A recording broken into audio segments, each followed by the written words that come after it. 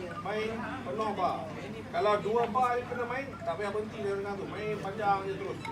Goncang 2 bar tu. Okay, ready? 1, 2, 3, 1, 2.